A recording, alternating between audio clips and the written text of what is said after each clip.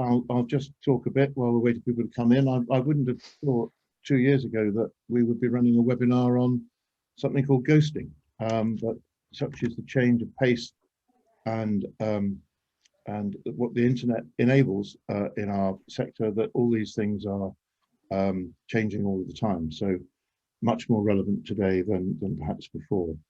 So we're getting up to a decent number. I do want to get started. So the normal introduction is these are recorded. These webinars are recorded. Put that on record. The primary reason for that is we have lots of people who want to view them again afterwards, or people who can't actually make today at 2 o'clock. So they are recorded. Please, if you have questions as we go along, use the Q&A box, which is at the bottom of your screen. Ask questions in there. If the panelists are in full flow and they see a question and they can tweak their presentation to answer it, I'm sure they will try. If not, I will just gather them up at the end and then we will ask them as panel questions. Okay, so don't worry if they're not answered the minute that you pop them in. Can you please try and keep the questions reasonably generic rather than terribly, terribly specific? We're not giving legal advice today, and we're trying to make the webinar as beneficial to everybody watching as possible. Today's webinar is hosted and sponsored by SuperControl, who PASC are hugely grateful to. Their support since the foundation of PASC has been immeasurable and continuing. And our relationship with Robert, Melinda Kennedy and the team is absolutely first class.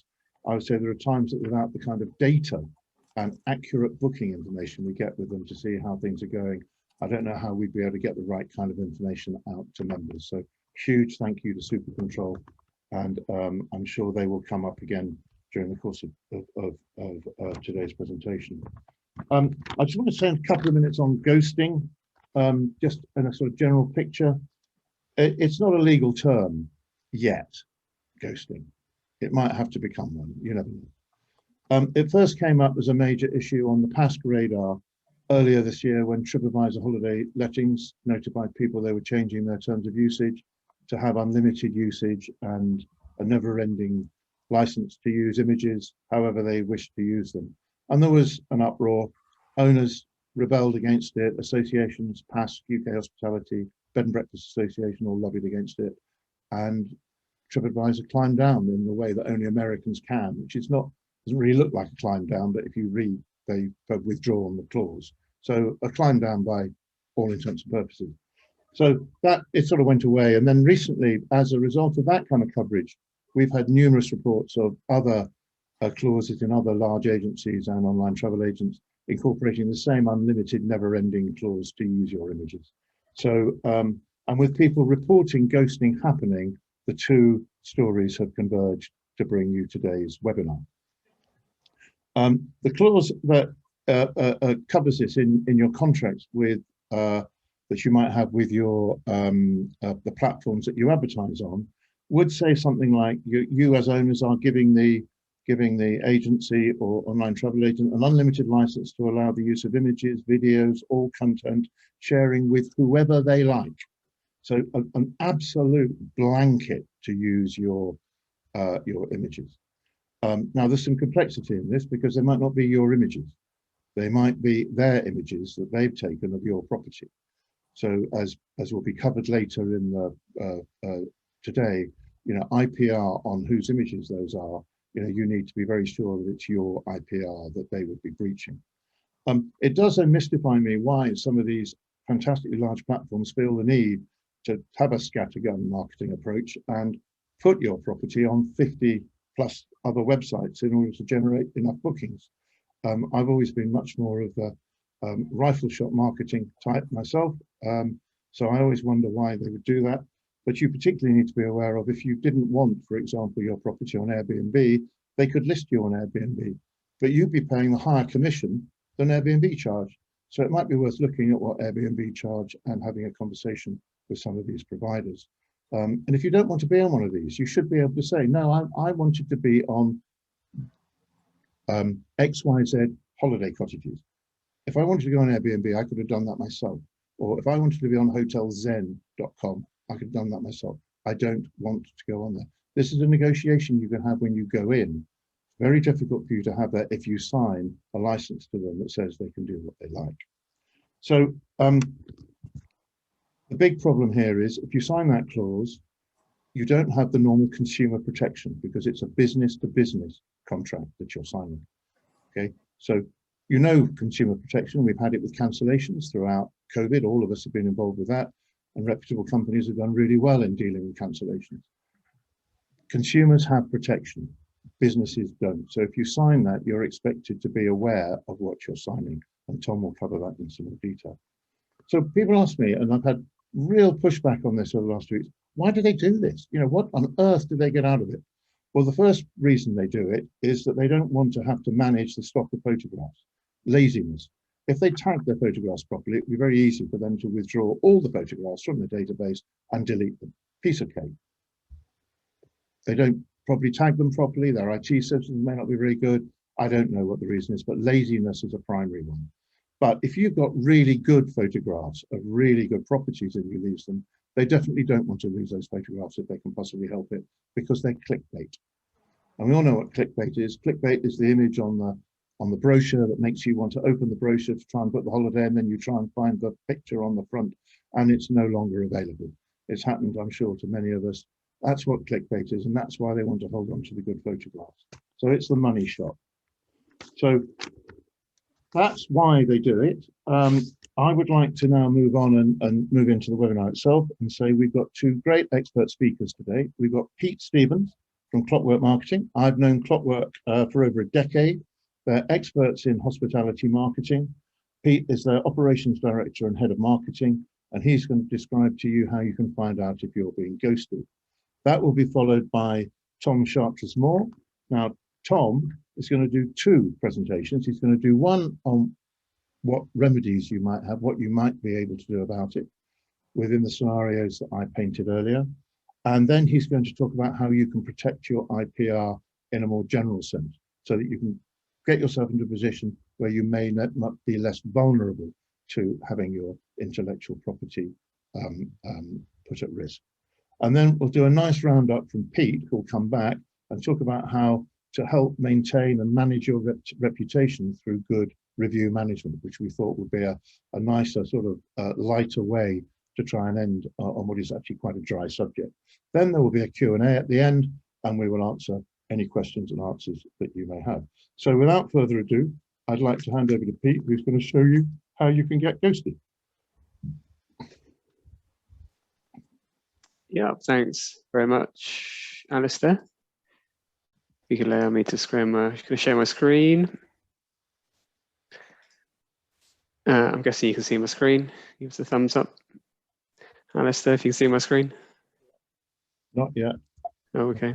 Into Tom can, but then crack on. Yeah, okay. Awesome. Great. Well, I'm going to start off with the, I suppose, the easy bit before Tom gets on the legal bit, which is just finding out who's using your images and your assets that you might have shared with one provider, but maybe elsewhere. And you can find it out through Google. It's fairly straightforward, a little bit manual, but I'll demonstrate it. But they're the 3 steps. You go to images.google.co.uk. You click the little camera icon we've got on the screen there, and then you upload an image, and that will help you find it. So I'll do some live demo, show you how that works. So there I'm on images.google.co.uk. And there's the camera icon. I'm just going to click on that. Can't see that, Pete. No, you can't see. Can you see my screen? I can see your PowerPoint. Maybe when I jumped things, it didn't like that. Maybe I've got to share a different screen. Can you see that one? I can see Google now. Yeah, great, because I can't see what you can see. Okay, so now I'm on images.google.co.uk, and there's the camera icon, search by image. So instead of writing in text, I'm just literally going to add an image, and it will go and find that image wherever it's been used. Click choose file. I'm going to show this example. It won't take 2 seconds. There you go. So I've uploaded this image. which some of you may recognize, and it's identified where it is, and it's then started identifying where it's being used, and it's showing me similar images. But if I keep on scrolling, it shows all the sites where this image is being displayed. So the first one is Premier Cottages, second one's Premier Cottages, third one's High Wiscombe, Visit Devon, Facebook. Now, I mean, I don't know if you've given permission to use them in those places, probably have, but this is where you'd start finding it. Yonder, Twitter, Big Holiday House, and so on, Cool Stays. So that's where you start identifying where your images has been used. So I mean, it's quite straightforward at that level, but that obviously gets quite manual because you've got to then probably upload quite a few of your main images that you're not sure about. I'll show you some other examples. That one all look nice and clean and pretty, when I flick through, look like they're all like the right sort of businesses, at least, that you'd want to be associated with. I've uploaded another one here. It's on classic.co.uk and holiday cottages. My favorite cottage, country cottage online, independent cottages. I mean, this is everywhere, lots of different places. And there's a few pages of this. And I think on the third page, Kate and Tom's wedding, I guess. Yeah, this one here looked a little bit suspect to me. It's a bit of a strange URL. Wouldn't normally want to click on a strange URL, but I did click it just to show you what it is. It's nothing too dodgy. Let's wait for that to load. So the strange URL has actually changed to another URL, Owl Systems, Happy Shopping, and somewhere on here, it's there, like a large holiday cottage in Devon, Cornwall. I can add it to cart, and it's like, well, what the hell is that for $41.99? That looks pretty weird. Which should raise alarm bells with me. I'm going to show you a couple of other examples as well. So I'm going to flick between.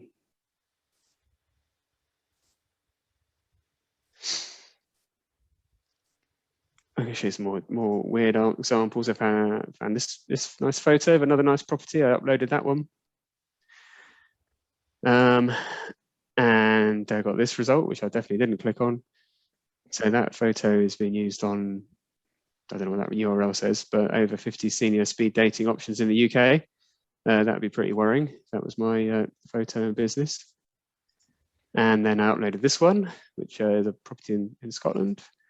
And I don't even know what language that is, but I'm going to guess Russian, don't know, something Asian, North Asian, you know, something really that I would not want to be associated with. So I think I've shown you the sort of the easy bit of how to see where your images are being used and what sites. Tom's going to, well, I'll answer any questions if you like, and then I think Tom's going to talk a bit more about the actual practicalities of what you can do.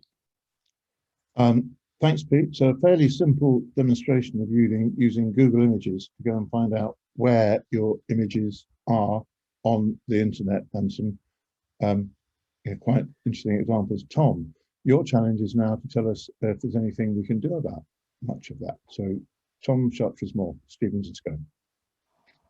Thanks, Alistair. So yeah, Pete's demonstrated there the ease at which you can find your images online. And the first hurdle to overcome is, are they your images? Now, Alistair has indicated this in the opening spiel for the webinar, but there are a number of times clients will come to us and say, photos being used, not happy about it, please can we take it down? The first rule of thumb is you need to be able to identify your own assets. There's lots of tricks and ways of doing this, but the biggest hurdle always is, are you the person who created, if we use the legal phrase, the artwork? And if there is a third-party creator, a photographer, a videographer, anybody else, they will be the rights owner unless and until you take ownership of those rights from that person.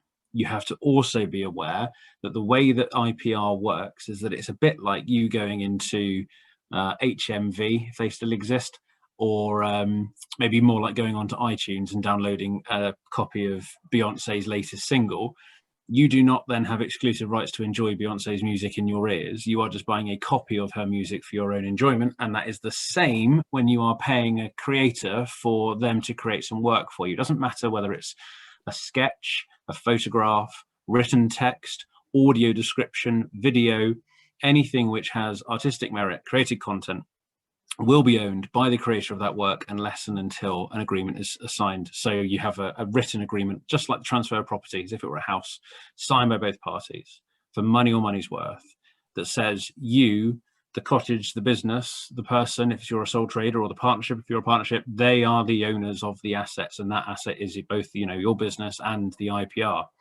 Then you have an ability to enforce. Unfortunately, that's not the only hurdle you have to come across. So if you have found your photograph in use elsewhere, you need to contact that party and put them on notice of your rights, having identified that the rights are yours. You'll also have to prove your rights, because in the UK, there is no registration system for copyright. So copyright comes into existence automatically. As soon as somebody takes notes or draws a picture or takes a photograph or even constructs a frame of a photograph, they have rights in those works, and they have to prove that they are the owner of them. There's no way that you can register those rights in the UK. So you have to be able to prove that you were the creator of those works at a date and time. That can be quite easy if it's your own property and you've owned that property for a number of years and the photograph is on use on your own website. And typically your photograph will be on use on your own website, because why else would you have it? Or it could be a historic image that was on your website in the past. And there's a really good example of keeping copies of stuff that you've done in the past, because it can be useful in the future. So if you've had an old website and you've got a photo of your property on there, and you get some new pictures taken and the old pictures are in use on the website, on other people's websites, you will want them to stop.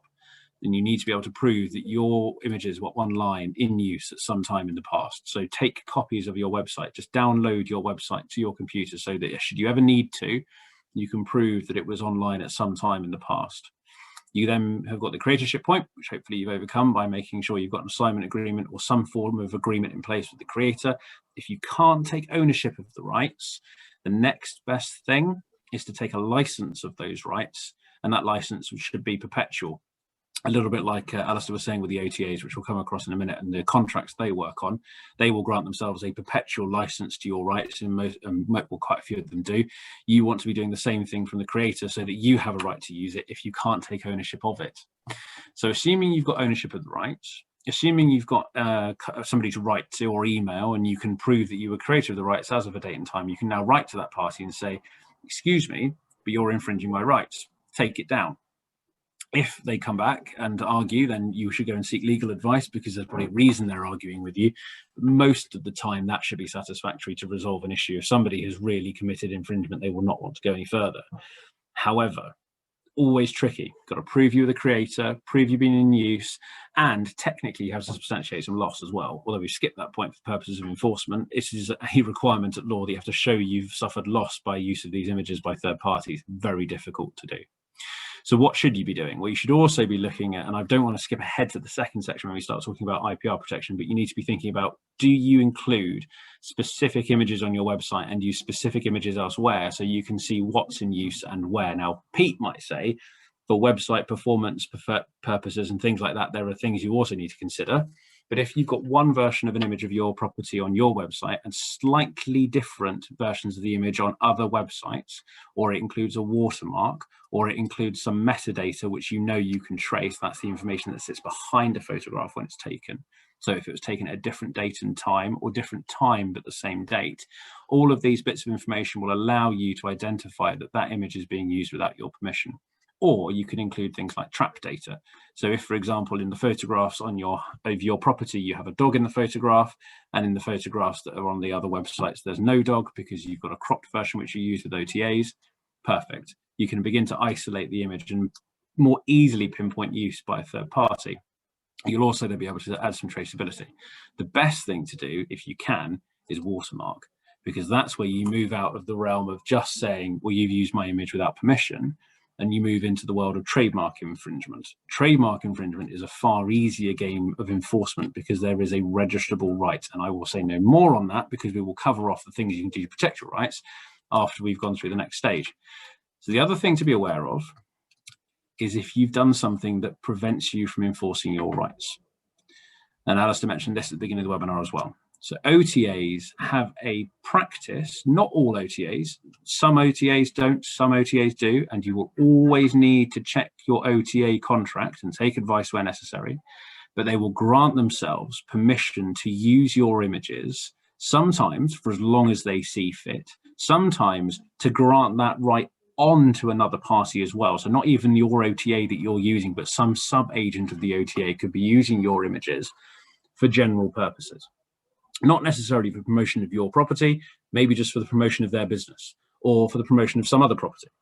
And this is where at law, there are a number of things you could allege are going on. You could say, well, it's like a bait and switch, or you could say it's passing off, or you could say that there's some malicious act, but it's very difficult to always prove it. And of course, if the OTA has got a license to your rights, then at contract, you have got very little chance of a successful outcome, because as Alistair said, you're not a consumer, so the law is not immediately in your favor in providing you with a significant amount of protection. So you're going to have to think of some alternatives. There are a few alternatives, so you can bang the copyright drum. If you were not the copyright owner, you also need to be aware that if you bang that drum and you are found to not have been the creator, then the terms the OTA have sent you may also require you to be the owner of those rights. So you put yourself in a potential breach situation, not pleasant.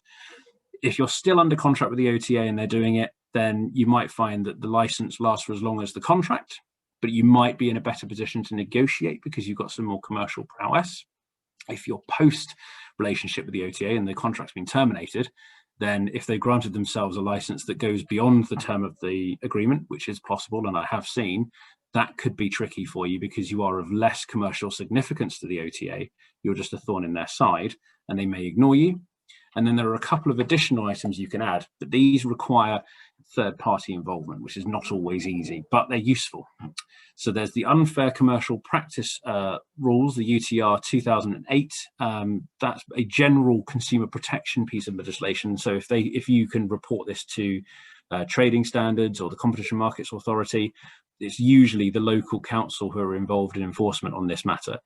If they take an interest, they can ask the business to cease the practice which they think is unfair. So if they quite often in ghosting, as Alistair said, you might find that your property is being continued to be advertised, and when you follow the link through, you're actually being brought out to a different property, and you think, well, actually, you know what, I want a 6-bed in Wales, I'll book it.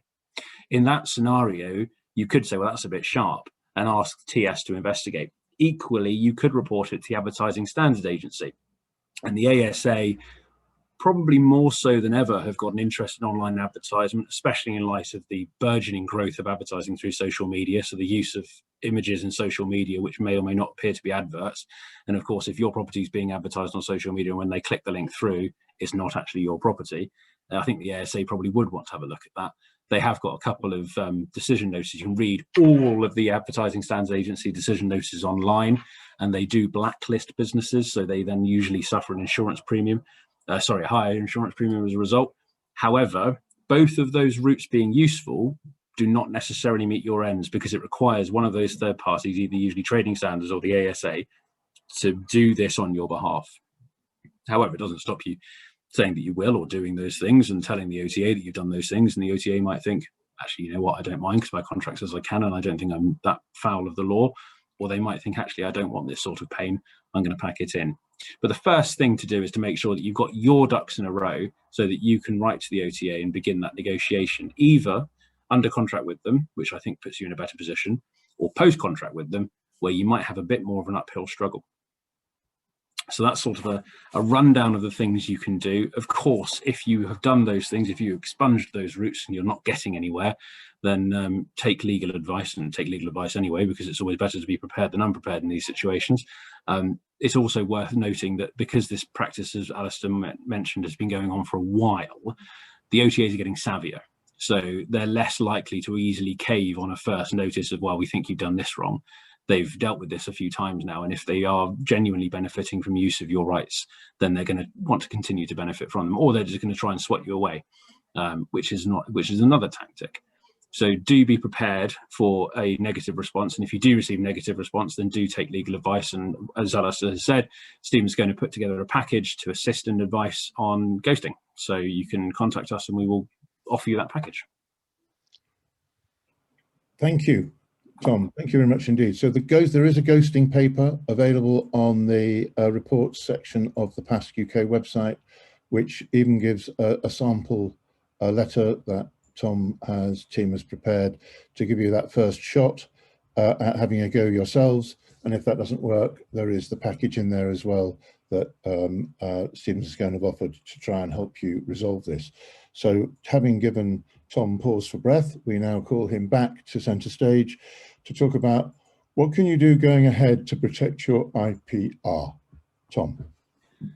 So the two things I mentioned a minute ago are probably the areas I need to focus on. So we've got contracts with OTAs and your own rights. And the comment on the Q&A from Steve White about ghosting going wider than IPR, Steve, I absolutely agree with you. It is multifaceted, and ghosting is a catch-all term, I think, as Alistair said at the beginning of the webinar, to describe a number of practices brought together which allow an OTA to essentially continue to advertise your property either post-relationship termination or in a circumstance where they shouldn't, or you feel that they shouldn't.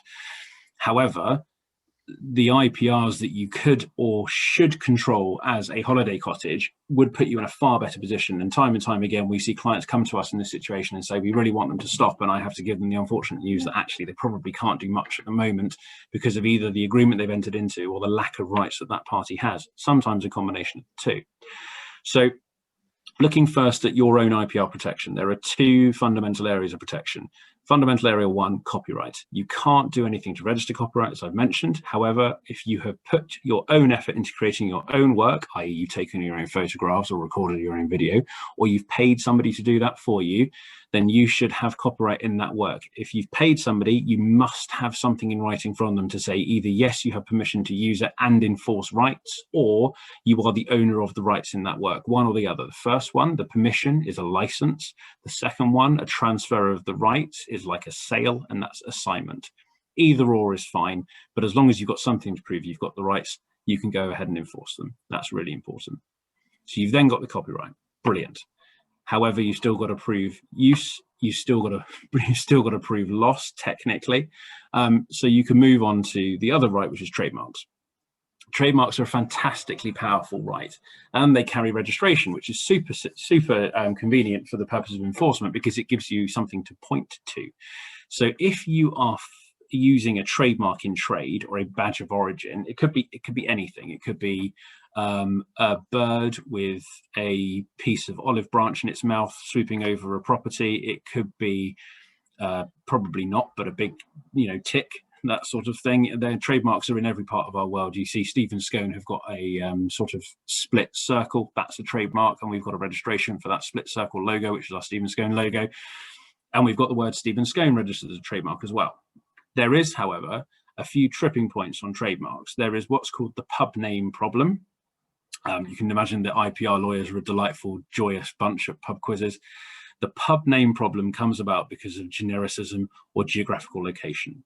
So if your name of your holiday cottage has a geographical location in it, or it's entirely devoid of distinctive character, you will struggle to protect that as a trademark. So for example, the hay barn in Gloucester is not going to be capable of trademark protection because there are probably multiple hay barns and they may or may not be in Gloucester. If, however, you were called, and I have to forgive myself immediately because I'm not the creative type, as you can tell by my background. Yeah, Pete's nodding. I'm going to have to come up with something terrible like cottage face. Thank you.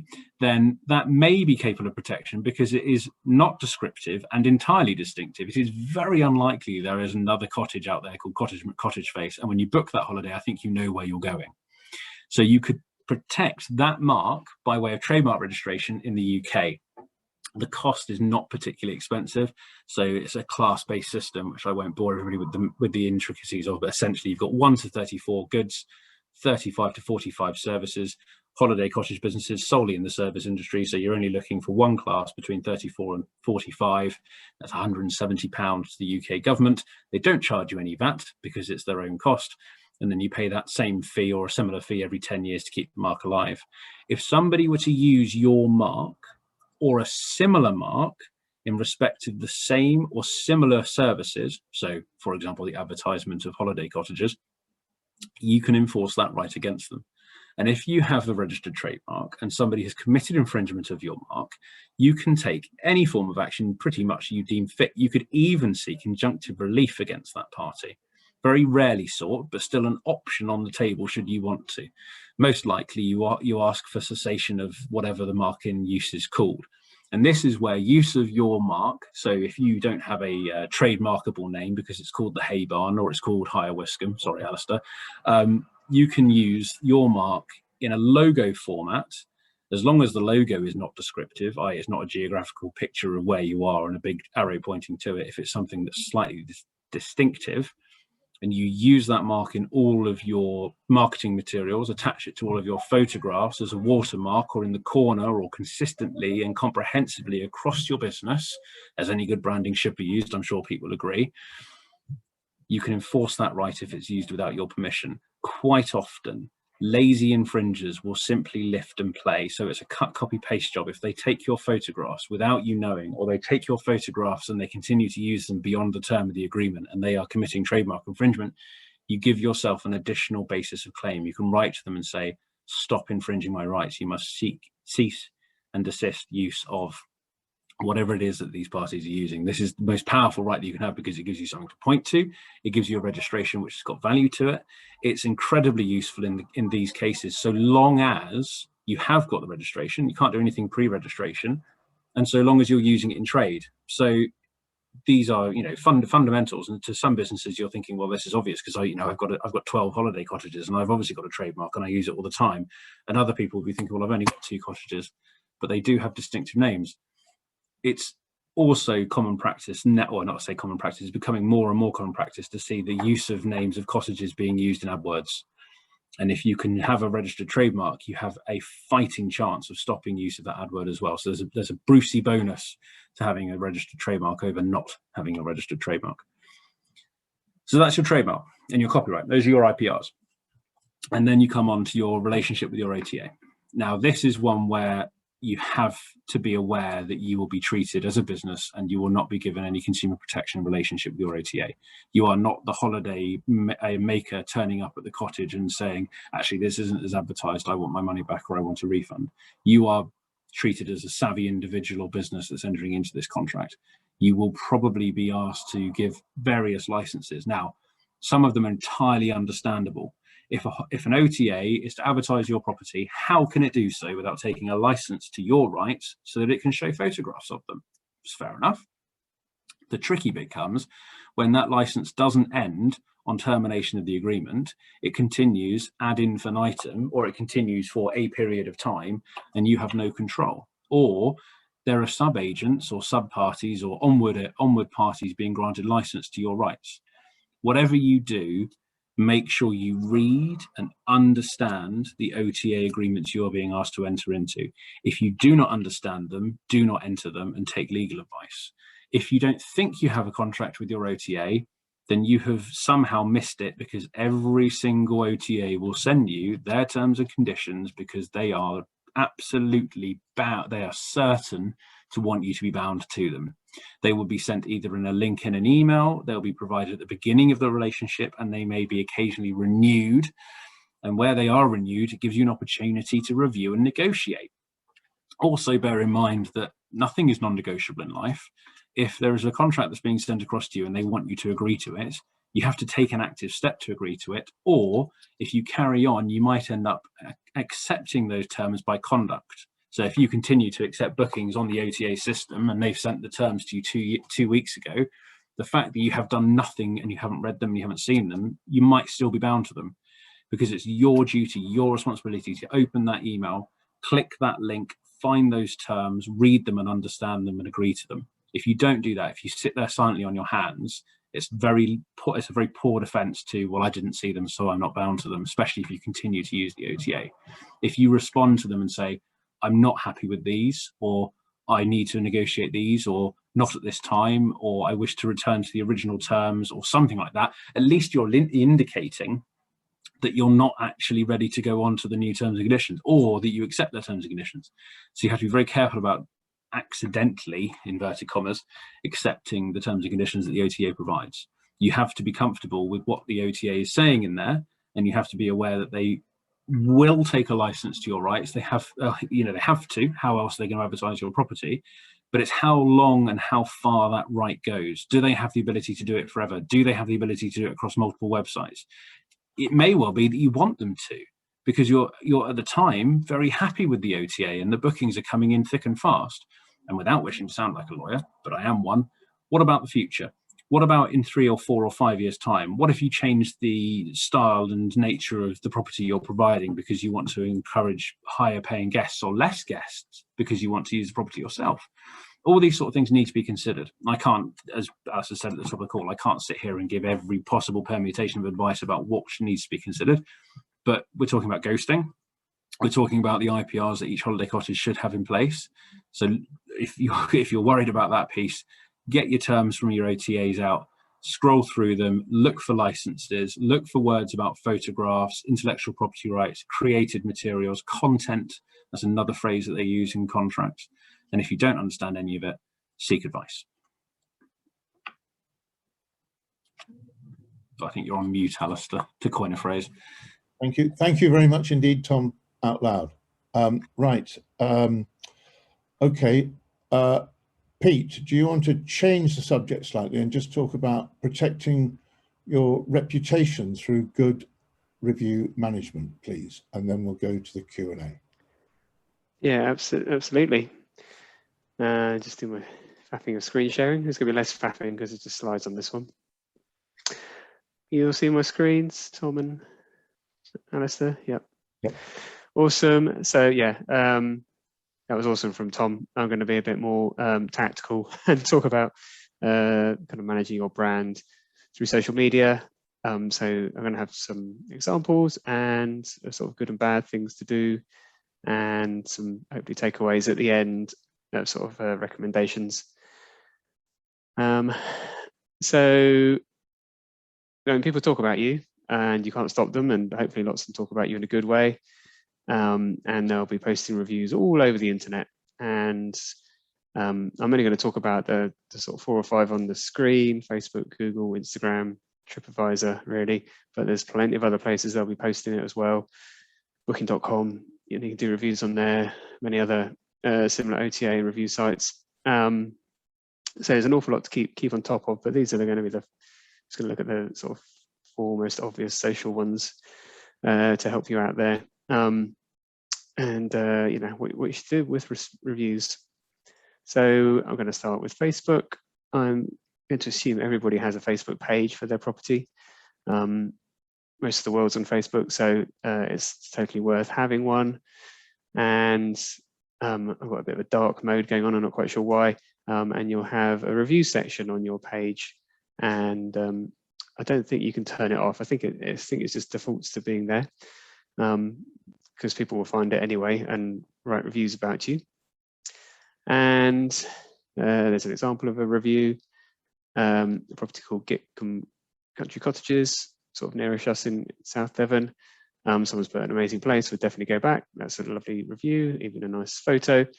And you can see at the bottom, the property owner has put thanks so much. I mean, that's you know, as a minimum, that's all you need to do. Acknowledging really nice reviews. Hopefully you'll all be you're fantastic properties. You get lots of nice reviews, and it's worth basically acknowledging any negative ones and any really nice ones. I'd always kind of say thanks for those, and all the middling ones. You know, it's great if you can, but don't worry if you don't respond to every single thing. It's quite a similar process on Google. Google Business Listing, but this might have been set up for you, as it were, by Google, so they may have created this for you, but you can claim it. You need to use a tool called Google My Business, and you can claim your property there, and you have some control over what goes on here. Not as much as we'd like as marketers, but you can pick your image that goes on the sort of top left, your kind of main image. Again, you can't pick what reviews get posted because people just post reviews. But again, you can reply to them. So here's, you know, some examples. You know, people replying to the property, replying to really nice reviews. And then you're always going to get some people that get out a bit on the wrong side or whatever. So, you know, this case, you know, they don't even think they stayed there. So, you know, it's a bit difficult because it's quite hard to get bad ones removed, but at least respond to them and be as, you know, practical and realistic as possible. You know, stating facts is always good. And, you know, just do not hide. If you have a bit more than someone saying horrible and someone listing a whole load of things, then, you know, my advice would be just to be quite human about it. And, you know, if you have done something wrong, hold your hands up and apologize, you know, say all the steps you're doing to, you know, make a change to improve your property. Within your Google listing, you can also upload photos. So these are all, as you see, it says Bearbury Cottage. These have all been uploaded by the owner. That's great. You have a bit of control over how they appear, not an awful lot of how they're stacked up, but other people will also upload their photos. These are on the same page, same, you know, just a whole variety of photos. It's called user generated content, or UGC. And you can have a little bit of control. There's not a lot you can do, but you see there's a little thumbs up sign. So you can like photos, and if you like photos, they'll go further up higher, and you can flag them, which is not the opposite of unliking them, but that's just if you think they shouldn't even be there. But there's not an awful lot of, if you just don't like the photo, I don't think that, unfortunately, that's really a reason that Google will take it down. You know, it's really generally got to be a, you know, quite a specific offence or something offensive. And then on Instagram, so it's not really reviews here, although posts are like mini reviews, I suppose. And there's kind of 3 areas to consider on Instagram. They've got your page or your account. Example here is Gitcom again, and they see it sort of just above the photos. It says posts, and next to that it says tagged. So the posts are, you know, your posts that you put up, and you completely curate this. This is all how you want your business to be seen. And my advice would be, you want this to be like a brochure. So much less conversational, whereas Facebook, you'd put up all sorts of, you know, kind of in the moment photos. Instagram will keep it really curated. So it's, you know, the best way you can showcase your property. That's your posts. Tagged. So these are other people's posts where they've tagged you in. So that one of the colouring in the top left, I assume that's some colouring in from the property, they're probably left in the buildings. And someone's posted that and tagged in Gitcom, which is why it's appeared here. But you don't have to accept tags. So when someone tags you in, you can just you know, say I don't want to be tagged in this photo, and you can do that after the event as well. So you have a bit of control. But then, you know, these are nice, you know, again, you're kind of managing this to show a nice variety of other users other people having a really nice time at your property. And then the other element on Instagram is just where it's a hashtag being used. You know, if you've got a unique name like Gitcom, people are just going to use it. You can't do anything about this. You can't manage any of this content at all, which is why in this example there's got 3 photos that are basically the same, and images that are liked more go to the top. So there's very little you can do about this. Hopefully people are going to, you know, be respectful and post nice images there. So that's that bit. I guess if you really had an awful photo that you really thought was completely inappropriate, you could contact them as a direct message through Instagram, but that's kind of as much as you can do. I mean, unless it's a legal sort of photo, but if it's just a photo of someone's foot and they've stubbed their toe and it's bleeding, which you sometimes get, you know, there's not much you could do about it. Tripadvisor, one other one. Again, I'm sure you've all sort of claimed your properties on there. But, you know, this was all user generated. So when it first started, individuals would start the pages for properties, but you can kind of own those now. And there's a whole load of content going on here. Travelers can upload their images and write reviews. Again, you know, it was a nice example there. You know, responds to the really nice ones and any negative ones. And you can also flag images again, sort of scanning through those. It's all the same sort of reporting a problem. You know, it's not just because you don't like it. You know, it's got to be something really quite specific that you're flagging up. And then finally, try and stay out of the Daily Mail. This was from one of our clients. Greedy and heartless, cancer-stricken bride blasts wedding venue. That was our client, for making her pay thousands to move her wedding date in a scathing Tripadvisor post because she had to travel to the US for treatment. I mean, it's an absolute heart-wrenching story. It was just a couple of years ago, and it was pretty exciting working that day. I think none of us forget it. And the story was going pretty big on Facebook, and then the Daily Mail picked it up. And fortunately, we have people who worked in PR, so knew how to talk to the journalists, and they wrote, it turned out to be a really balanced article. And, you know, we just kind of sat there, wait for it to be published, crossed our fingers. Unfortunately, everybody who read it, well, 90% of people who read it just completely agreed with the wedding venue side of the story.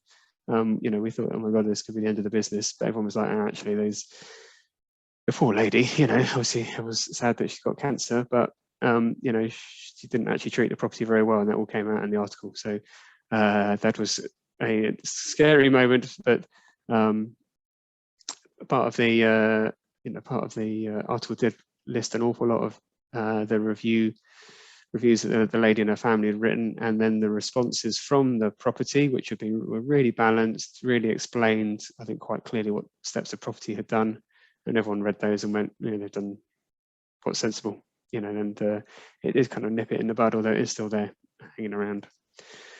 So just to sort of summarize things that I've said hopefully all the way through. So respond to all bad and amazing reviews. And, you know, respond to about a quarter if you can. I mean, ideally everything, but, you know, certainly some of the 4 and 5 star ones always nice. And like and share all the good reviews. You know, you're probably not getting so many that you don't have time to hit the like button and share them as well. And you can share reviews across the channels, as it were. So this image on the right, that's in Facebook, but that's a review from Tripadvisor. So we just made it into a nice little graphic and pops it on the client's Facebook channel. And number 4, you can also put them on your own website. You know, absolutely no harm in that. Images that are shared on social media and that are publicly available, then Tom may disagree, but I'd say they're completely fine to put on your website. Hopefully Tom's going to nod or say something later. I would say be cautious on images. If you're going to lift a review, then what they've done there, where they've named they haven't named the individual, but I think if you're going to lift and paste, you want to at least credit it as a minimum. But I would be cautious on there are website plugins, of course, Pete, where your Instagram feed will be pulled through to your website, which does it for you. So you know that's the thing to do. Yeah, use the APIs. Yep. Thank you, Tom. And so finally was just sort of the individual channels. You know, so Facebook reviews, you know, you can control those. Thankfully, you know, you can respond to an awful lot. The Google reviews, the Google Photos. So, you know, you need to make sure you claim that on Google My Business, and then you can respond and manage it accordingly. Instagram, you know, full controls. You know, you can't control the hashtags, but you can control everything that is basically appearing on your account, your page. You just have to monitor the hashtags. I mean, you can obviously comment on people's posts. Tripadvisor, again, you can claim that, and you can respond then to reviews and manage in some way the images.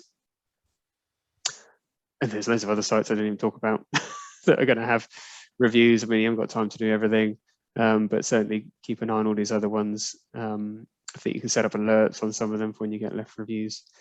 You know, in an ideal world, you'd respond to everything, but practically just do as much as you can on the main ones. And just try and avoid the Daily Mail. Don't encourage them under all costs. Okay, that's me. Hopefully that's been useful. I'm going to stop sharing my screen and hand back to Alistair. Thank you very much indeed, Pete. Right, well, Okay. as questions have come through, and I've got some for you. The thorny question of getting reviews taken down, it's almost a bit like a kind of ghosting image. You know, if we seem to struggle with getting some of the large review platforms, I'm talking Google, Facebook, Tripadvisor, to take down reviews. I mean, we get probably more success with Tripadvisor than the other two, particularly when the reviews are left by people that clearly have either never been there or they're of the wrong property. And I think those are the ones that hack people off the most if they're clearly erroneous. Have you had any success with ever getting those taken down for clients? Well, we always try if they're, I think Tripadvisor is one of the better ones for, where someone hasn't stayed there or put it on the wrong property, like you say. I mean, then they're normally a bit more sympathetic for those. But if it's a genuine review, that's just what the platform's there to serve, isn't it? Yeah, no, I was deliberately not saying it was a bad review of a property. I said it was a review of the wrong property or something who hadn't stayed. I think it's the one that even one came up on your sample. Yeah. And that's probably the one I get the most from Google, is that someone's been trucking along nicely, building up a body of reviews, just as you've explained, on Google, having wasted all that time on Google Plus, and are now doing it on Google. Yeah. Lovely body of reviews, and they've got up to 4.8, 4.9, Yeah. and somebody gives them a 1, and they've never even been there. And in some lot of circumstances, these were for reviews for a lockdown when the business was even closed. So, Google, any thoughts on how to contact this wonderful personal company called Google? And so not for Google. So I'd say Tripadvisor is the one that do that pretty well. There are ways of flagging things to Google. I mean, but you get sucked into like a massive long process. I mean, it's all possible, and it is. You can flag anything you like, but it doesn't mean it's going to be speedy or going to be effectual, unfortunately. So certainly in the first instance, I would respond, a bit like I had showed on that slide. This person doesn't stay here. They've reviewed the wrong thing. Yep. So other users reading it, hopefully will pick that up. But then, until it does get removed, don't know about your star rating, unfortunately. Yeah, I mean, some of the photos that have been put up on our Google My Business page, I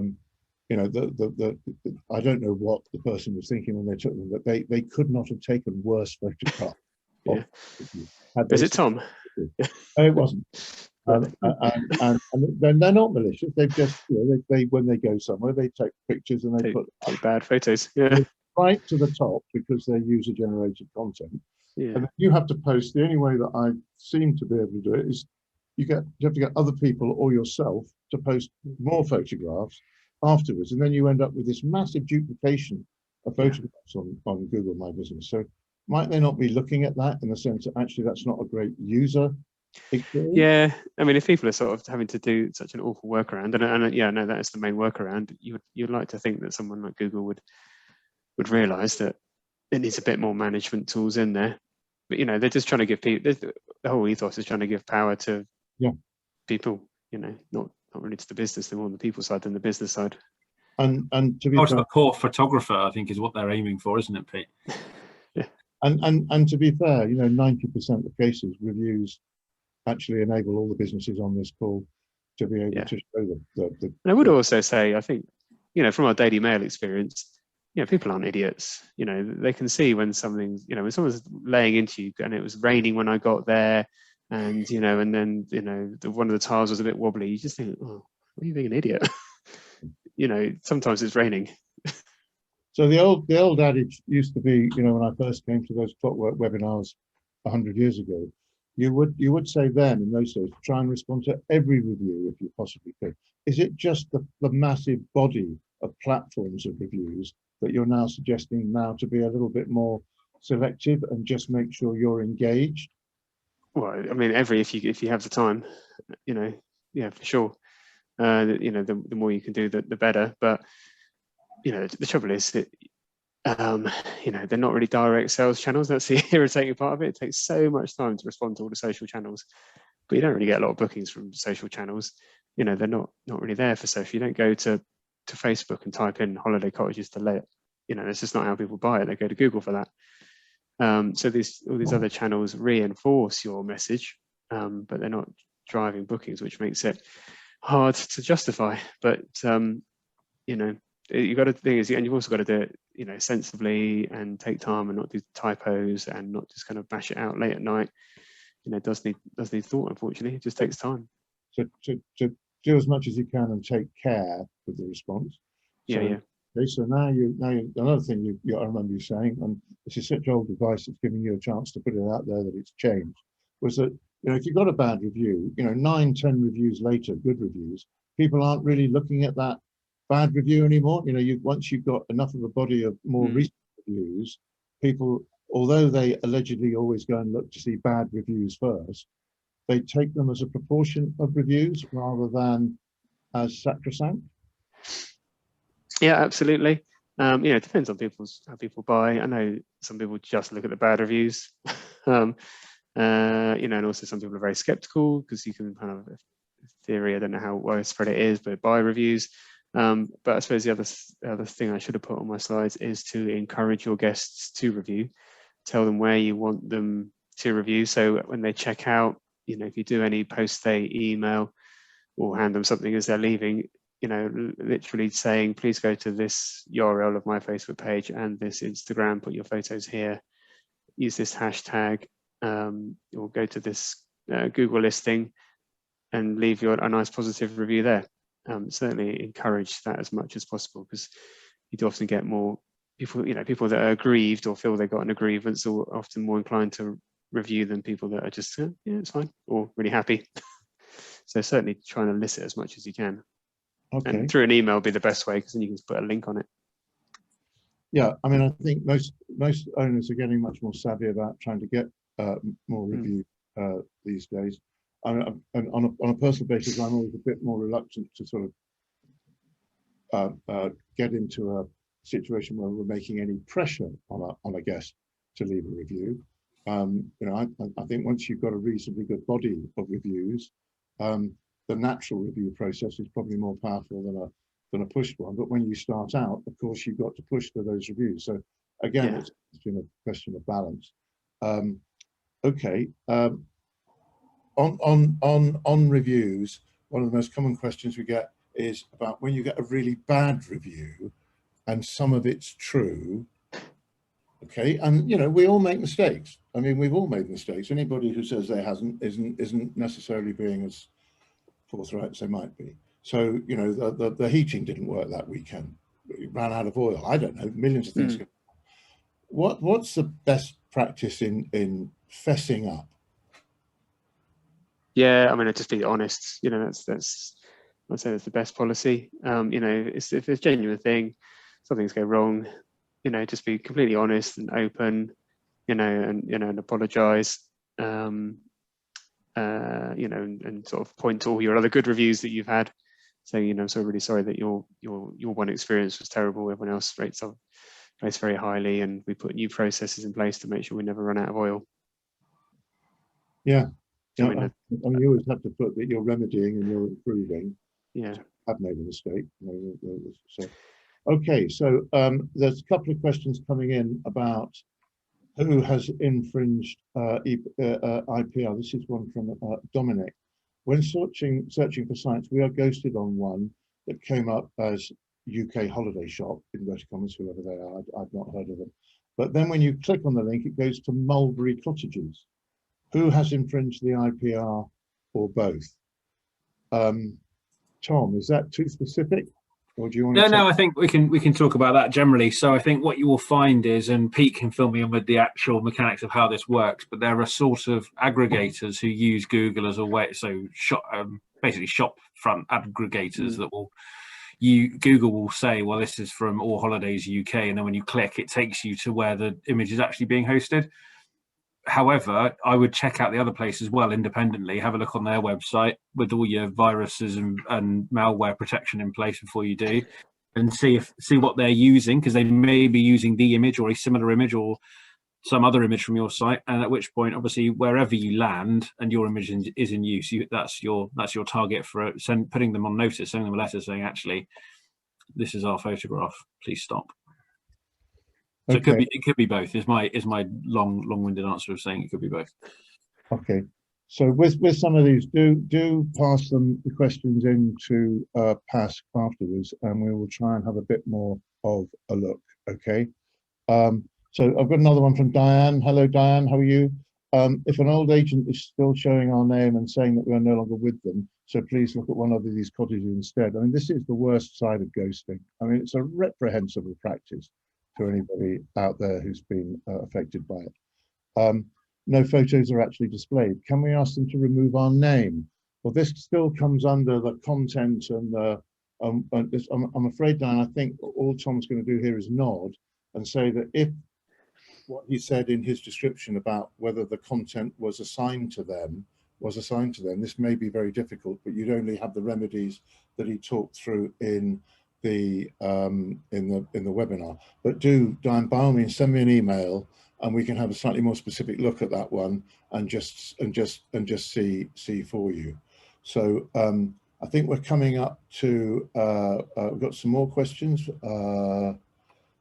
They still, right. Okay, Kevin, I'm going to take a second to read this one, so I'm going to get a question out there first.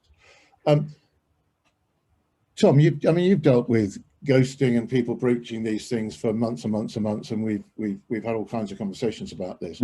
I mean, you have had successes in getting people to stop doing this, though. I mean, yeah, no, I mean, so I'm just a bit nervous that we've come across. It's a doer subject. It's a truly doer subject, and I'm amazed that we're hanging in there on it. But I think victory is possible. Can you just cover that while I read the last questions, please? Yeah, of course, Alistair. So having your ducks in a row will always put you in the best position, but even where you haven't necessarily thought about ghosting before it's happened does not prevent you from being successful in your outcome. Unfortunately, I think the people that we're helping are probably at the end of their tether because they're instructing a law firm to do something which seems quite basic, which is to get their photographs or their property name taken off some third-party website. But by the time you've got, a legal arsenal behind you, you are more likely to have a successful outcome. So our takedown rate is pretty good. I think it's around 80%. Okay, well, there's a really positive legal note to end on. Kevin, you've written a fairly detailed note about a property being ghosted post ownership on a site. Please send us the details of that, and we will try and answer it in some more specific detail. It's the trouble with these ones that they're really quite specific, and we will try and deal with them off the webinar. So thank you. This is one of the most specialist subjects that we've tried to cover. We will get back over the next coming weeks to what will probably be more popular subjects. There's the legal obligations of a self-catering business, which came top of the poll of webinars that PASC is being requested to run, and we will be running that jointly with Kurt Jansen, the author of the Pink Book and Visit England, to cover that subject. I would hardly call this a popular webinar, but I can guarantee it will be well attended. Is they want to, the members want an updated cancellations policy webinar. So I wouldn't describe that as popular, rather more necessary. And then beyond that, we're going to be looking at 2 webinars about increasing business, new market sectors, and return on investment. So they will be the next 4 webinars as we return to a kind of form away from this technical basis. And then we'll perhaps return to a more technical webinar later.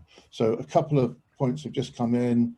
Some very nice people saying thank you. I think really thank you from me goes to Robert for hosting and the sponsorship, to Pete and the team at Clockwork for their expertise, Tom for all the work you've put into this. There is the ghosting paper and the example letter and the example steps to try and take early steps to remedying this yourself. That is on the website.